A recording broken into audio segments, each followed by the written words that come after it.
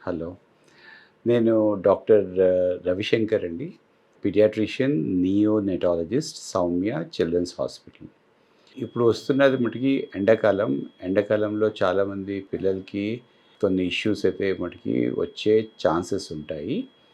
ముఖ్యంగా ఏంటంటే, ఈ ఎండాకాలంలో హీట్ ఎక్కువుంటుంది. హీట్ ఎక్కువ ఉండడం వల్ల బాడీలో ఉండే మటికి వాటర్ ఇవాపరేట్ అయిపోతుంది. అండ్ వాళ్ళు తొందరగా డీహైడ్రేషన్‌లోకి వెళ్ళే మటికి ఛాన్స్ ఉంటుంది.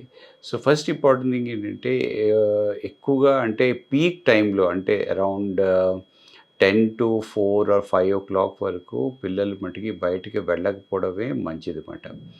సో, అర్లీ అండ్ బయటికి మటికి ఆడుకోవడానికి వెళ్ళాలి అంటే ఆఫ్టర్ 5 వెళ్ళడమే మంచిది. సో, ఈ టైంలో ఏంటంటే వాళ్ళు ఇంకా ఎక్కువగా వాళ్ళు మటికి వాటర్ కన్జంప్షన్ ఎక్కువుండాలన్నమాట. సో, వాటర్ కన్జంప్షన్ ఎక్కువుంటే వాళ్ళు ఈ హీట్ ఎఫెక్ట్స్ అనేవి అంత ఎక్కువ ఉండదు. అండ్ మనం ఏంటంటే మానిటర్ చేస్తూ ఉండాలి. వాళ్ళ యూరిన్ అవుట్‌పుట్ అంటే యూరిన్ అయితే వాళ్ళు సరిగ్గా వెళ్తున్నారా లేదా అనేసి. ఒకవేళ ఎక్సర్సైజ్ వల్ల గానీ, లేకపోతే హీట్ ఎక్స్‌పోజర్ వల్ల గానీ, వాళ్ళు హీట్‌కి బాగా ఎక్స్‌పోజ్ అయిపోతే వాళ్ళలో వీక్‌నెస్ వచ్చే ఛాన్సెస్ ఉంటాయన్నమాట. అంటే బాడీలో మటికి వాటర్ ఇవాపరేట్ అయిపోతుంది.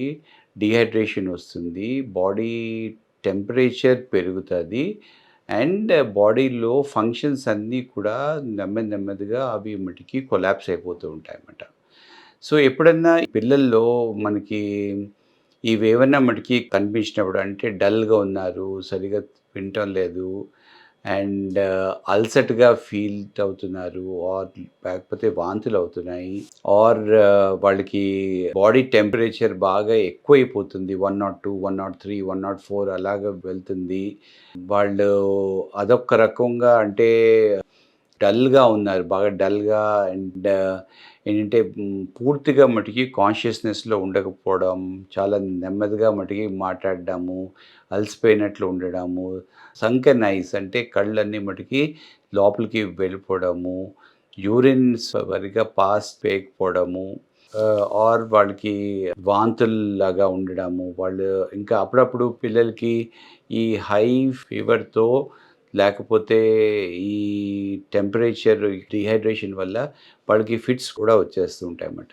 సో, ఇలాగ పిల్లలు అంటే అంత లాస్ట్ వరకు మనం మటికి చూడకుండా, ఒకవేళ వాళ్ళకి ఫీవర్ కంట్రోల్ అవ్వట్లేదు, యాక్టివ్‌గా లేరు, ఓరల్ కన్జంప్షన్ సరిగ్గా లేదు, వాళ్ళు యాక్టివ్‌గా ఉండకపోతే అట్లాంటి పిల్లల్ని అండ్ వాళ్ళు సరిగ్గా మనం ఇస్తున్నా సరే, వాటర్ ఇస్తున్నా సరే వాళ్ళు తీసుకోకపోయి డల్‌గా ఉన్నారు అంటే, అట్లాంటి సందర్భంలో మనం డెఫినిట్‌గా అట్లాంటి పిల్లల్ని మనం హాస్పిటల్‌కి ఆర్ క్లినిక్‌కి తీసుకొచ్చి ఒకసారి డాక్టర్ గారి చేత ఒకసారి ఆహ్, మెడికల్ చెకప్ అన్నది మనం మటికి చేయించుకుంటే మంచిది.